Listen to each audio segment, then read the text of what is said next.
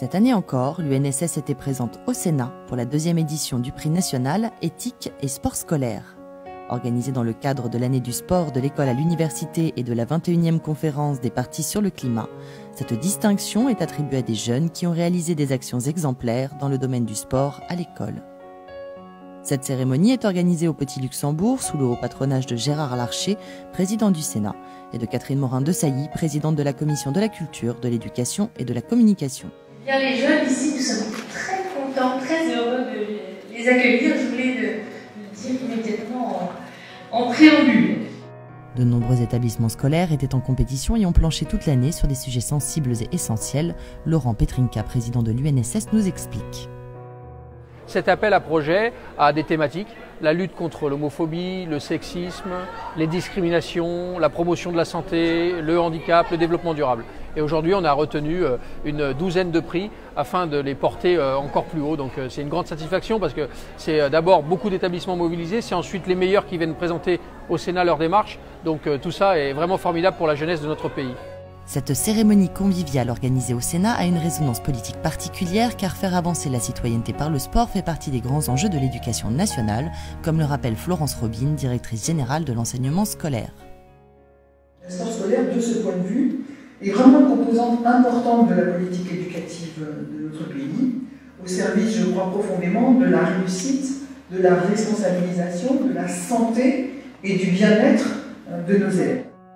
Dépassement, respect de l'adversaire, des règles du jeu, solidarité, esprit d'équipe, goût de l'effort, les valeurs liées à la pratique sportive sont essentielles. Le sport est un vecteur d'éducation et d'éveil à la citoyenneté, un outil à fort impact social, notamment auprès des unités éducatives de jour de la protection judiciaire de la jeunesse, auquel un prix a été réservé. La réinsertion par le sport, elle concerne beaucoup de publics, ceux qui sont par exemple éloignés de la pratique sportive, ceux qui sont éloignés du monde de l'emploi, mais également ceux, encore une fois, qui sont sous le coup de la justice.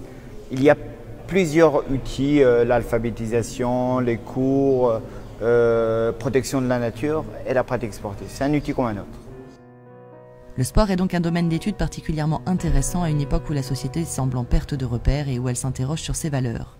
C'est pourquoi il est important que le sport scolaire participe au débat et puisse définir et réaliser les valeurs auxquelles il croit. Il est fondamental de donner la place aux jeunes pour qu'ils prennent leurs responsabilités. À travers cet engagement, ce que nous essayons de faire vis-à-vis de ces jeunes, c'est demain de les préparer à être des citoyens acteurs, des citoyens engagés dans la cité, qui demain, j'espère, seront plus performants encore pour que notre pays vive le vivre ensemble de façon la plus prégnante possible. La journée s'est poursuivie avec les élèves du lycée Henri Fabre de Nice qui ont conçu un objet de jongle fait avec des matériaux de récupération, le pitchak. Un bon moyen pour les collégiens de s'amuser tout en faisant du sport et une belle initiative saluée par le prix du jury Éco-Santé. La tenniswoman Nathalie Dechy était aussi présente pour remettre le prix de l'égalité homme-femme, un sujet auquel elle est particulièrement attachée et sur lequel a soufflé cette année un petit air de tropique, avec la victoire d'un collège de Mayotte, ex aequo avec un établissement de l'Académie de Besançon. De nombreuses animations se sont articulées toute la journée autour de la remise des prix. Une chorégraphie exécutée par une troupe de jeunes danseurs sur le morceau de Jacques Brel « Quand on n'a que l'amour » a illustré de manière poétique les enjeux pour notre jeunesse de s'unir face à l'adversité. S'en sont suivies plusieurs lectures de textes engagés en faveur de l'égalité des genres et pour le respect des orientations sexuelles de chacun dans la pratique sportive. Le sport, c'est bon. Qu'on n'ait pas le même maillot, c'est pas grave. On se fera la guerre autour d'un apéro. Pour un amour jugé inhumain, pour deux garçons qui se tiennent la main. Arrête de te prendre pour un mec, t'as ni l'intelligence ni les pecs. Sois une femme, pas une souillon. Pourquoi tu veux taper dans un ballon ?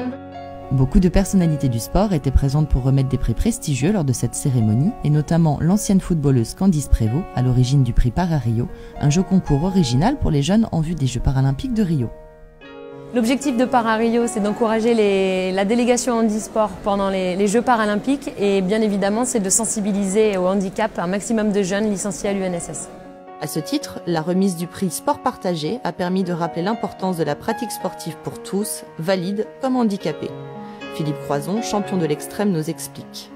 Faire du sport, c'est montrer à la fois à l'enfant, regarde, avec ton handicap, tu es capable de faire plein de trucs. L'enfant va redécouvrir son corps, va s'approprier son corps pour pouvoir faire du sport.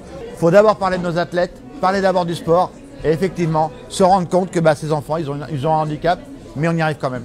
Tout est possible, tout est réalisable. Il faut juste enlever une seule chose, la peur. La peur d'aller vers les autres et la peur de tenter son expérience vers le sport. À l'issue de cette journée, ce sont de nombreux collégiens et lycéens qui ont été récompensés sous les ordres de la République. C'est Michel Savin, président du groupe d'études pratiques sportives, qui clôt cette remise des prix par un discours de remerciement, avec une bonne nouvelle pour les futurs lauréats de l'an prochain. Et je pense que par avance, Catherine, la présidente, me confie, on peut déjà vous annoncer que nous serons très heureux de vous accueillir l'année prochaine.